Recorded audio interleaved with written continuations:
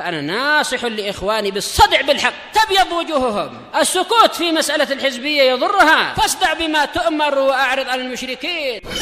سلامي على دماج ورجالها والشيخ يحيى ودار العلم يا سعد بانيها. Bismillahirrahmanirrahim.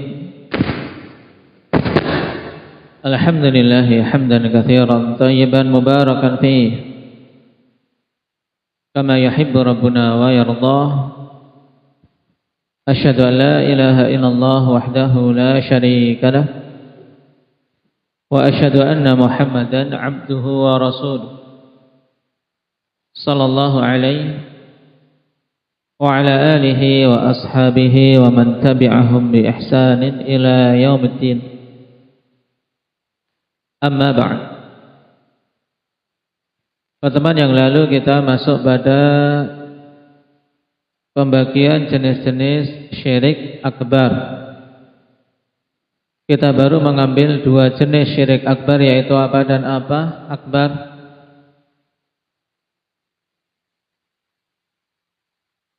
Syirkul doa, yang kedua syirkun niyah. Baik.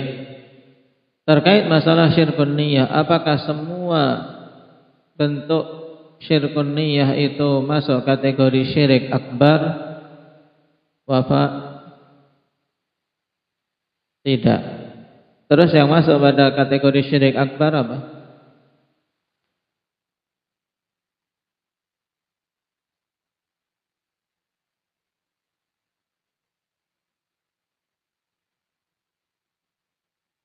Apabila niatan bukan karena Allah Subhanahu wa taala atau riyaknya tersebut riyak murni. Baik, di mana niatan si hamba pada ibadahnya itu semenjak asalnya memang tidak murni karena Allah Subhanahu wa taala, seperti riyaknya orang-orang munafik, maka ini syirik akbar. Adapun pada kondisi syirik niat yang berupa riya yang sedikit, yang muncul di pertengahan amalan yang asalnya karena Allah Subhanahu wa taala, kemudian muncul riya di pertengahannya, maka itu masuk kategori syirkun asghar sebagaimana kita rinci hukumnya pada pertemuan yang lalu. Sekarang kita masuk pada jenis yang ketiga, syirkut ta'ah. Wa dalilu qauluhu ta'ala ittakhadhu ahbarahum wa ruhbanahum arbaban min dunillahi wal masih ibn Maryam wa ma umiru illa liya'budu ilaha wahida la ilaha illa huwa subhanahu amma yushrikun. Wa tafsiruha alladhi la ishkala fihi ta'atul ulama'i wal 'ubbad fil ma'siyah la du'a'uhum iyyahum kama fassaraha Nabi sallallahu alaihi wasallam li Adi ibn Hatim lamma sa'alahu faqala lasna na'buduhum fadzakara lahu anna ibadatahum ta'atuhum fil ma'siyah. Baik. Jenis yang ketiga dari syirik akbar ikhwan yaitu syirkut ta'ah. Dengan dalil ayat ini, ittakhadhu ahbarahum wa ruhbanahum min dunil arbaba min dunillah. Mereka menjadikan ahbar itu ahli ilm, ulamanya ahli kitab namanya ahbar. Wa ruhban yaitu ahli ibadahnya ahli kitab. Baik, mereka yang konsentrasi pada ibadah. Biasanya ahbar pada orang-orang Yahudi dan ruhban pada orang Nasara. Nah, orang-orang Yahudi dan Nasara menjadikan ulama maupun ubadnya, ahli ibadahnya sebagai Rabb selain Allah. Dan mereka juga menjadikan Al-Masih ibn Maryam sebagai Rabb selain Allah.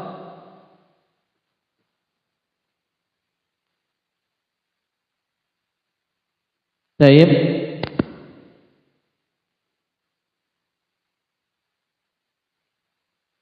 Dalam keadaan Nabi Isa alaihi salatu wassalam berlepas diri dari perbuatan-perbuatan mereka tersebut. Wa ma umiru illa liya'budu ilaha wahida, padahal mereka tidaklah diperintahkan kecuali untuk beribadah kepada ilah yang satu, yaitu Allah Subhanahu wa taala semata.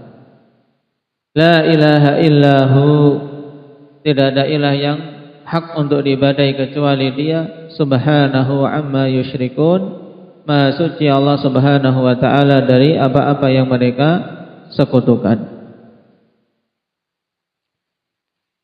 Nah, ayat ini dijadikan dalil oleh para ulama terkait syirik akbar yang bentuknya adalah syirik ketaatan, di mana seseorang mentaati makhluk dalam penghalalan apa yang Allah haramkan dan pengharaman apa yang Allah halalkan, dan dia yakini itu dengan hatinya. Nah, padahal dia tahu bahwasanya itu menyelisihi agama Allah Subhanahu wa taala. Maka apabila seorang sampai tingkatan seperti ini dalam ketaatannya, dia taati pokoknya apa yang datang dari syekhnya atau datang dari pendetanya dalam penghalalan apa yang Allah haramkan atau pengharaman yang Allah halalkan, maka dia telah menjadikan orang tersebut sebagai Rabb selain Allah Subhanahu wa taala. Dan penafsiran yang tidak ada iskal padanya, maksud dari ayat ini adalah ta'atul ulama wal ubbad fil ma'siyah. Ini mudahnya, yaitu mentaati ulama dan mentaati ahli ibadah dalam kemaksiatan, dalam penyelisihan terhadap syariat Allah Subhanahu wa taala, dan dia yakini itu bersamaan dengan ilmu dia bahwasanya hal tersebut menyelisihi agama Allah Subhanahu wa taala. Baik.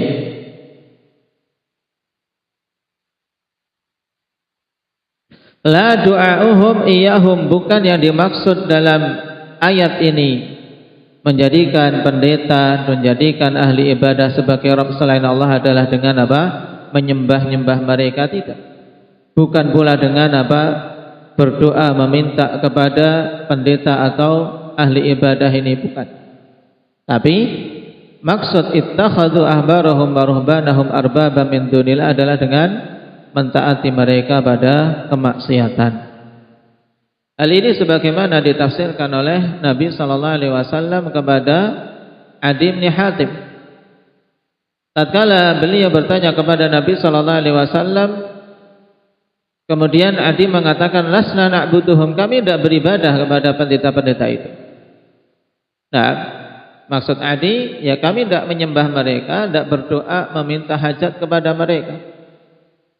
Maka kemudian Nabi SAW menjelaskan bahwasanya bentuk peribadatan yang diserahkan kepada pendeta-pendeta itu adalah dengan mentaati mereka pada kemaksiatan kepada Allah Ta'ala. Sebagaimana kalimat Nabi SAW dalam hadis yang masyhur tersebut, alaysa yuharrimuna ma ahallallah fatuharrimuna wa yuhilluna ma harramallah fatuhilluna. Bukankah mereka mengharamkan apa yang Allah halalkan, kemudian kalian mentaati itu dan ikut mengharamkannya? Dan mereka menghalalkan apa yang Allah haramkan, kemudian kalian ikut mentaati dan menghalalkannya. Faqultu bala, Adi mengatakan iya. Faqala fatilka ibadatuhum, maka itulah bentuk peribadatan kepada mereka.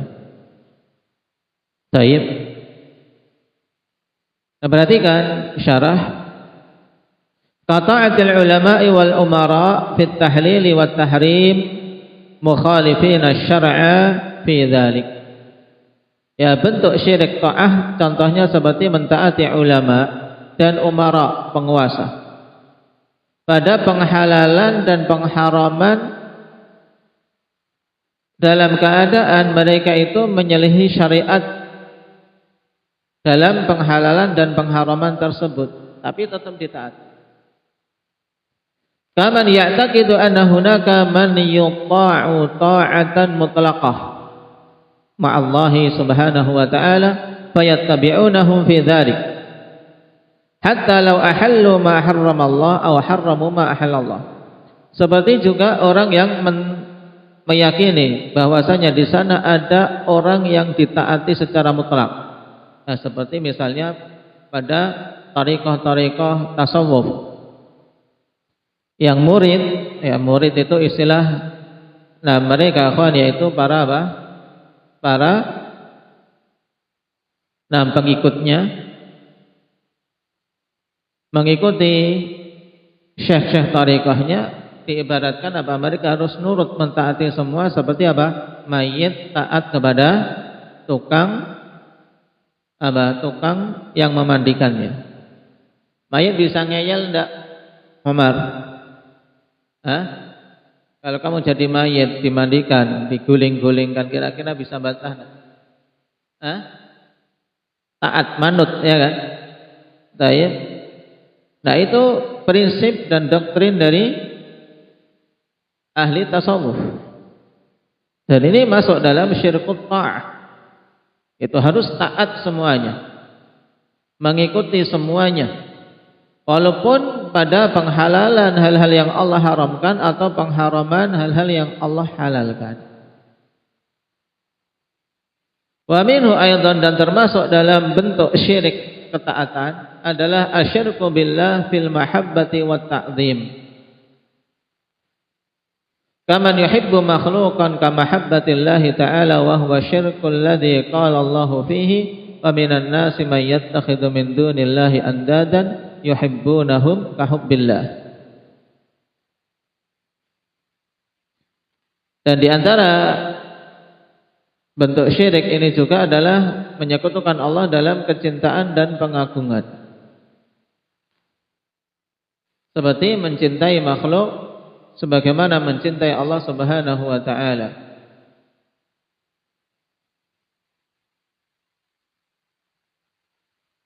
Dan ini adalah kesyirikan yang Allah Subhanahu wa ta'ala katakan padanya, di antara manusia ada orang-orang yang menjadikan selain Allah sebagai tandingan-tandingan, yang mereka mencintai tandingan-tandingan itu seperti mencintai Allah. Walidzalika qala ashabu hadza syirki li alihatihim tallahi in kunna la fi dhalalin mubin idz nusawwikum bi rabbil alamin. Baik. Ya, makanya para pelaku syirik ini mengatakan kepada ilah-ilah mereka kelak di hari kiamat, demi Allah sungguh kami dulu berada dalam kesesatan yang nyata, dikarenakan kami menyamakan kalian dengan Allah Rabbul Alamin. Apa yang mereka samakan? Li'annahum sawu alihatahum billahi ta'ala fil hubbi wat ta'lihi wal khudu'i lahum wat tadallul. Dikarenakan mereka menyamakan sesembahan-sesembahan mereka dengan Allah dalam kecintaan, dalam keilahian, serta ketundukan dan perendahan diri kepada ilah-ilah yang mereka munculkan tersebut. Faman i'tada anna li ahadin faman i'taqada anna li ahadin minan nas sawa'un kanu ulama aw hukaman aw ghairahum haqqan fit tasyri' yakni at-tahlil wat tahrim min dunillah aw ma'allah faqad asyraka ma'allah ilahan akhar.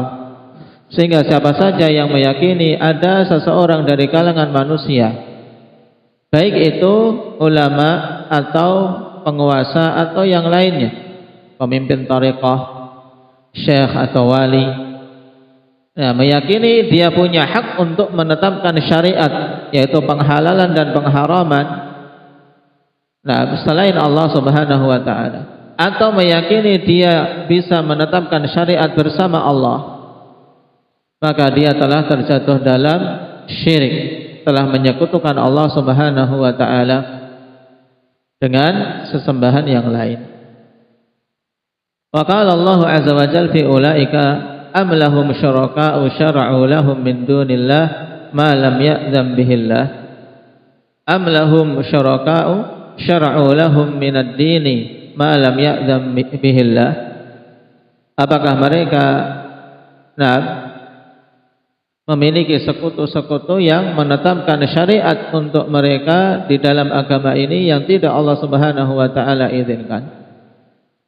Jadi syirkut ta'ah secara mudahnya berarti mengakui, di antara bentuknya mengakui adanya selain Allah yang memiliki hak tasyri', hak penetapan syariat. Wa hadza aidan yusamma syirkut ta'at. Ini juga dinamakan syirkat ta'at, ya syirik dalam ketaatan. Jadi ayat ini juga ditambahkan am lahum syuraka'u syara'u lahum minad dini ma lam ya'dzam bihillah, masuk dalam kategori apa? Syirkut ta'at. Faidah wa ta'i'u liman ahalla ma harramallah wa harrama ma ahallallah la yakhlu min halain. Orang yang taat ya pada siapa saja yang menghalalkan apa yang Allah haramkan dan mengharamkan apa yang Allah halalkan itu tidak keluar dari dua keadaan. Ya, mentaati penghalalan dan pengharaman yang didatangkan oleh pendeta atau oleh pemimpin atau oleh ketuanya atau oleh walinya. Itu tidak keluar dari dua keadaan ini. Nah, ini penting untuk diperhatikan. Apa itu al-halatul ula an yuti'ahu fi dzalika ma'a ilmihi bi tabdilihi li hukmillah wa mukhalafatihi lirrusul. Fayataqidu ma'a dzalika tahrima ma ahallallahu wa tahlila ma harramallah ittiba'an lahu. Ya. Ini kondisi pertama, yaitu apa? Dia mentaati penghalalan atau pengharaman tersebut bersamaan dengan ilmu dia bahwa orang itu telah mengganti-ganti hukum Allah dan menyelisihi para rasul. Dan dia meyakini bersamaan dengan itu semua pengharaman apa yang Allah halalkan dan penghalalan apa yang Allah haramkan karena mengikuti orang tersebut. Nah, ini paham kondisi pertama. Jadi mudahnya kondisi pertama ini dia taati orang tersebut dalam menghalalkan atau mengharamkan. Nah, bersamaan dengan pengetahuan dia bahwasanya orang itu telah mengganti hukum Allah dan menyelisih Rasul. Kemudian dia meyakini apa yang ditetapkan oleh orang tersebut. Kalau itu pengharaman ya dia ikuti haram, atau kalau itu penghalalan dia ikuti halal. Ya. Nah, fa hadhil halatu syirkun akbar mukhrijun minal millah. Maka kondisi ini ya jatuh dalam syirik akbar yang mengeluarkan dari agama Islam. Pelakunya apa? Murtad. Ini syirkut ta'ah, jelas syirik akbar. Berarti dobitnya berarti ada beberapa poin yang harus diperhatikan. Bentuk mentaati penghalalan dan pengharaman tadi. Ya. Kalau kita bisa simpulkan di sini yaitu dia apa? Mentaati penghalalan apa yang Allah haramkan atau pengharaman yang Allah halalkan bersamaan dengan pengetahuan dia bahwa itu merupakan bentuk mengganti-ganti hukum Allah dan menyelisihi Rasul Sallallahu Alaihi Wasallam. Jadi yang pertama ini dia tahu itu memang apa? Mengganti hukum Allah. Hukum Allah tidak seperti itu, telah diganti. Hukum Allah sebenarnya halal tapi dia haramkan. Hukum Allah sebenarnya haram tapi dihalalkan. Dia tahu. Ya, jadi poin pertama harus diperhatikan. Jadi dia tahu memang apa? Orang tersebut mengganti-ganti hukum Allah. Kemudian yang kedua, dia mengakui apa yang ditetapkan oleh orang yang mengganti hukum Allah Subhanahu wa taala tersebut. Dia yakini kalau dia halalkan ikut halal, kalau dia haramkan ikut katakan haram. Ya, yakini karena mengikuti orang itu. Nah, ini. Maka kalau terpenuhi poin ini, dia terjatuh dalam syirik akbar. Terjatuh dalam syirik akbar. Al-halatu tsaniyah, kondisi yang kedua, an yuti'ahu fi dzalika ma'atiqadihi tahrima ma harramahu Allah wa tahlila ma ahallallah. Walakin ta'atuhu lahu fi dzalika an hawa wa isyan. Ma'atirafihi bidhanbihi wa annahu asallaha fi dzalik. Kondisi kedua, dia mentaati orang tersebut dalam penghalalan atau pengharaman bersamaan dengan keyakinan dia tentang haramnya apa yang Allah haramkan dan halalnya apa yang Allah halalkan. Dia tetap meyakini hukum Allah. Dia tidak mengganti-ganti hukum Allah dalam masalah halal dan haram. Tapi ya, dia mentaati orang tersebut dikarenakan hawa nafsu dan kemaksiatan. Mungkin karena bosnya, karena tidak berani, karena ini yang enak.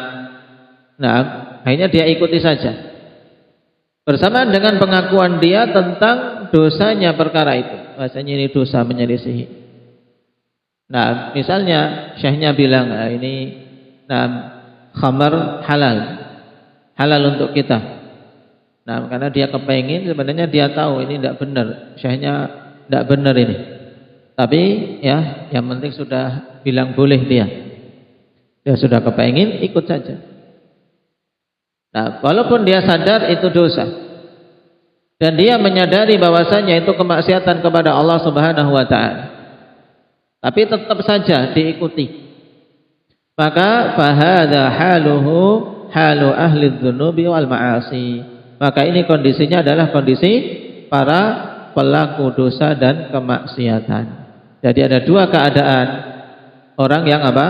Yang mentaati dalam masalah penghalalan dan pengharaman. Harus kita bisa bedakan mana kondisi yang sampai tingkatan syirik akbar dan mana yang tidak sampai tingkatan syirik akbar tapi masuk dalam dosa besar, ya. Baik. Demikian pula akhwan yang tidak masuk kategori syirik akbar berarti apa? Yang ikuti tapi dalam keadaan dia tidak tahu. Ya, karena saking thiqahnya kepada gurunya, dia tidak mencari ilmu, tidak mendapatkan ilmu kecuali dari gurunya. Pokoknya dikatakan gurunya, dikiranya itu adalah hukum Allah. Dikiranya dia berdalil dengan Al-Quran dan kitab, sehingga dia ikuti. Jahil. Maka ini tidak masuk dalam syirik akbar. Nah, baik. Kenapa? Karena dipersyaratkan masuk kategori syirik akbar apa? Ma'a ilmihi bitabdilihi.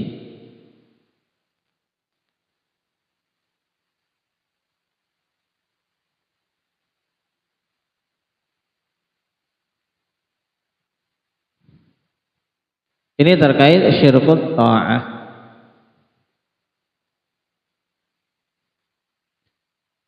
Dan hal ini diterangkan oleh Syekhul Islam Ibnu Taimiyah rahimahullah ta'ala dalam Majmu' Fatawa beliau.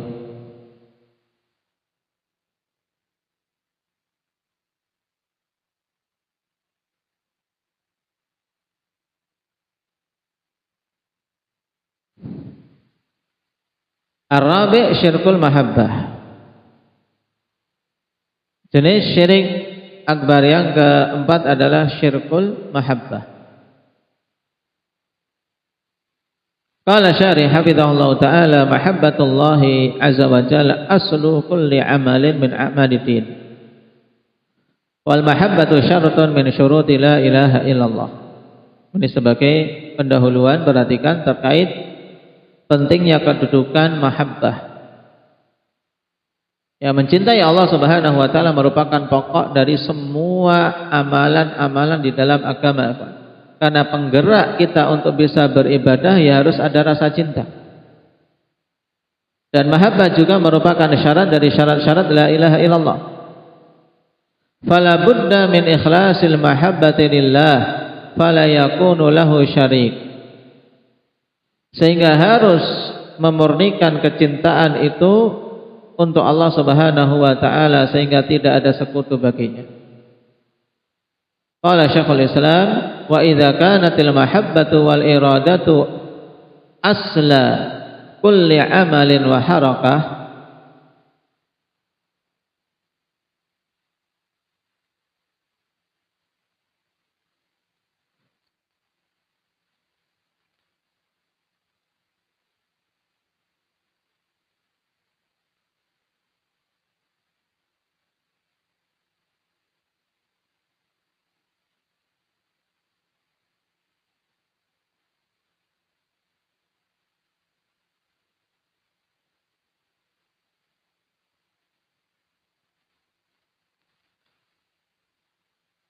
wa adhamuha fil haqqi mahabbatallahi wa iradatahu bi ibadatihi wahdahu la syarikalah.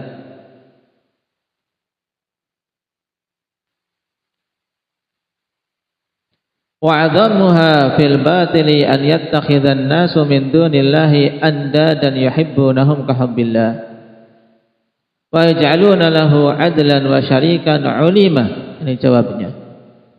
Jawaban idza ulima anna al-mahabbata wal iradata aslu kulli din. Naam.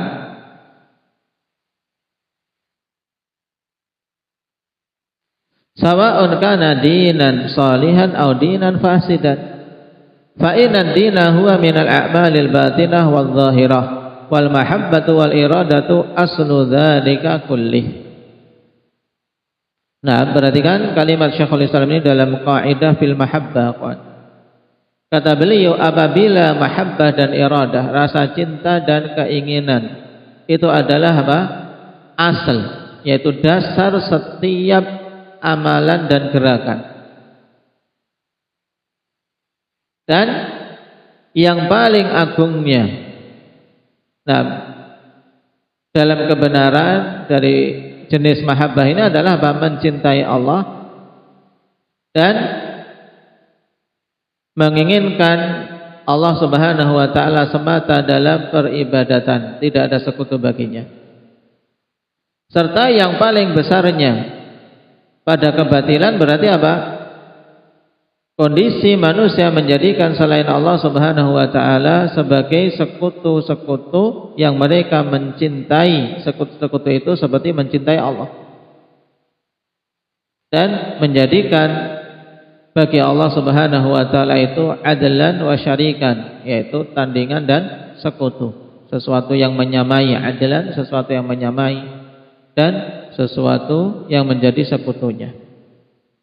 Nah, kalau diketahui bahwasanya mahabbah dasar setiap amalan dan diketahui kecintaan yang paling berhak untuk diwujudkan adalah kecintaan kepada Allah, dan yang paling besar kebatilannya adalah tatkala mencintai selain Allah seperti mencintai Allah, maka diketahuilah bahwa kecintaan dan iradah itu dasar untuk semua agama.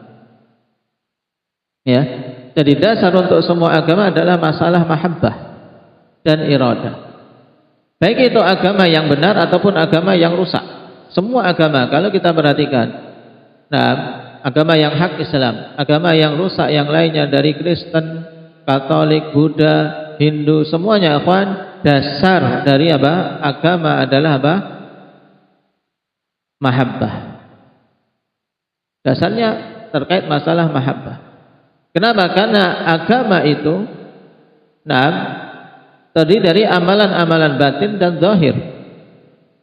Sedangkan mahabbah dan iradah adalah apa? Dasar untuk semua amalan tersebut.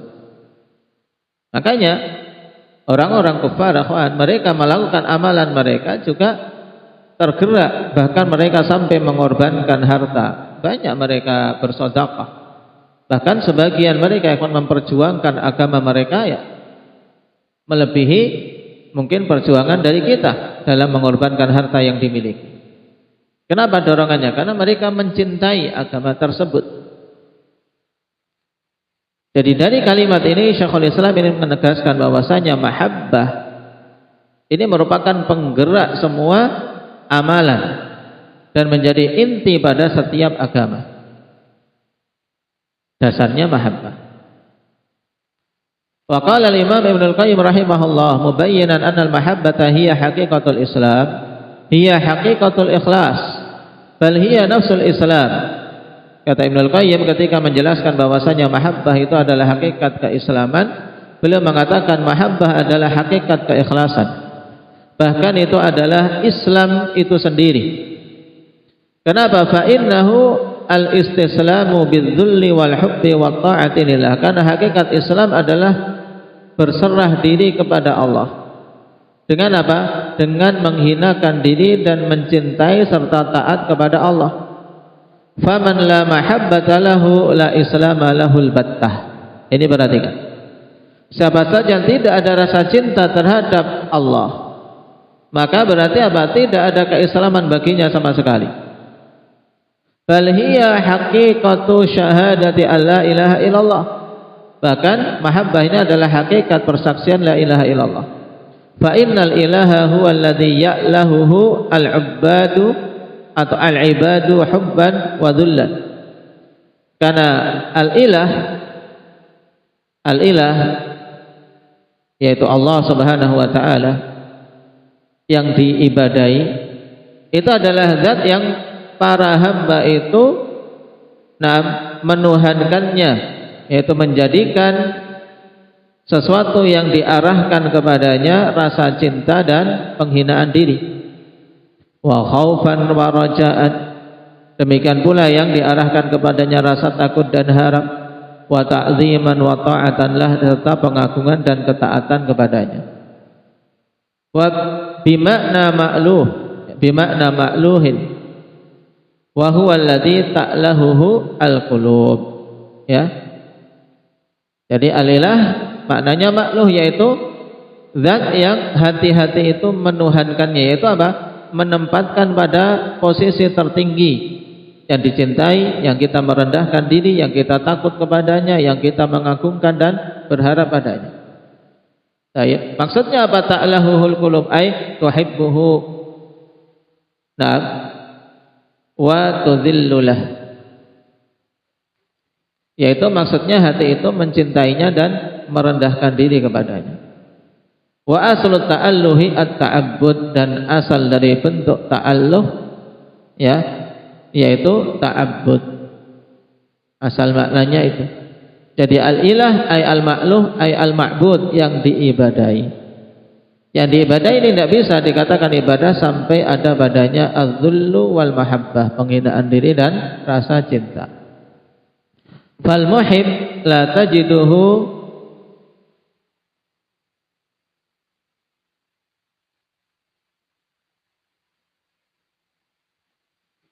muwaddan liman haddallaha wa rasulah. Fal muhibbu la tajiduhu muwaddan liman haddallaha wa rasulah. Fa inna hadza jama'a baina dhiddain la yajtami'an. Sehingga orang yang mencintai Allah, engkau tidak akan mendapatinya dia itu berkasih sayang kepada orang yang memusuhi Allah dan Rasulnya. Karena yang seperti ini berarti dia telah menggabungkan dua hal yang bertolak belakang, yang tidak akan bersama-sama, yang tidak akan bergabung, ya kan? Diddain, dua hal yang bertolak belakang, tidak mungkin bergabung. Katanya mencintai Allah, tidak akan mungkin dia mencintai musuh-musuh Allah.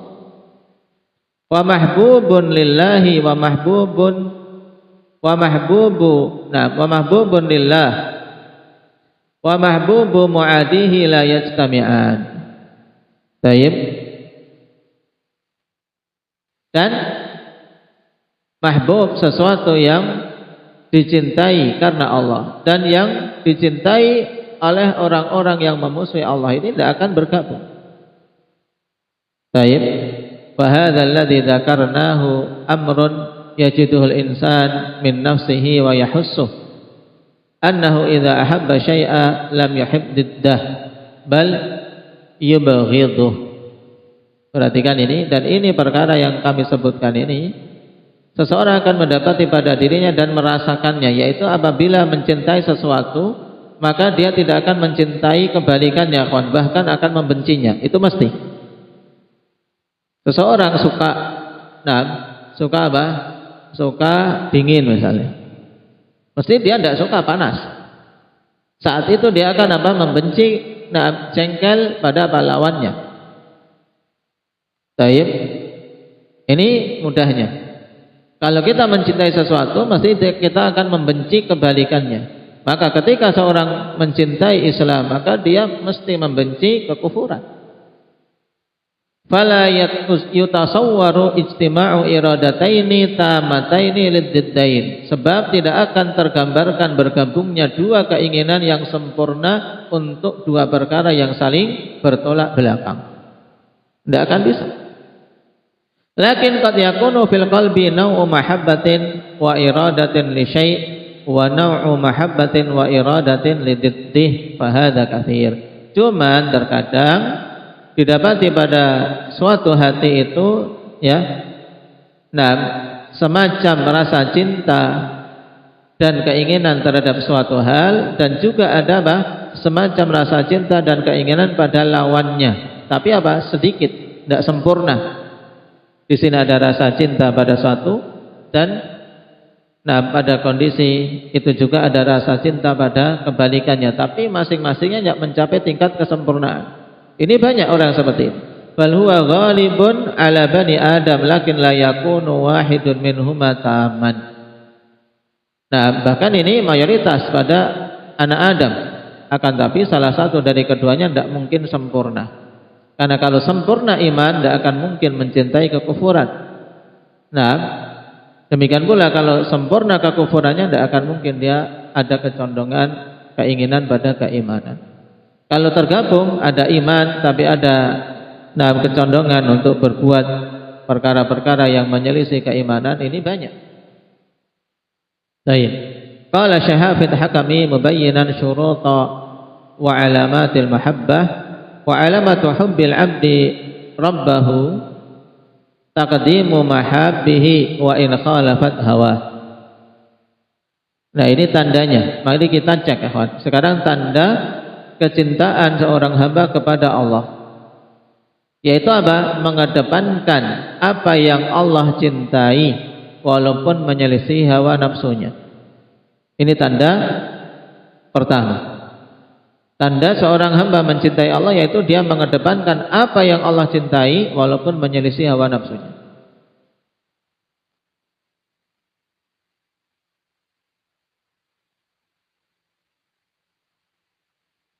Baik. Wa bughdi ma yubghidu rabbahu wa in mala ilaihi hawa, dan mengedepankan untuk membenci atau ketakdim saja. Taqdimu mahabbihi wa in khalafat hawahu wa bughdu ma yubghidu rabbahu wa in mala ilaihi hawa, dan membenci apa yang menjadikan Allah benci walaupun hawa nafsunya condong kepadanya. Ini tanda kedua. Wa muwalatu man walallaha wa rasulah wa muadatu man ada, dan mencintai orang-orang yang berwala kepada Allah dan Rasulnya serta memusuhi orang-orang yang memusuhi Allah dan Rasulnya. Wattiba'u rasulihi sallallahu alaihi wasallam waqtifa'u atharihi wa qabulu huda. Kemudian alamat yang keempat, mengikuti Rasulnya sallallahu alaihi wasallam dan meneladani jejak-jejak beliau serta menerima petunjuk beliau. Baik, 4 tanda mengedepankan kecintaan terhadap apa yang Allah cintai walaupun menyelisih hawa nafsunya. Kemudian membenci hal-hal yang menjadikan Allah benci walaupun hawa nafsunya condong kepadanya, dan berwala kepada siapa saja yang mencintai Allah dan Rasulnya serta memusuhi siapa saja yang memusuhi Allah dan Rasulnya. Dan yang keempat, mengikuti Rasul sallallahu alaihi wasallam dan meneladani serta menerima petunjuk beliau.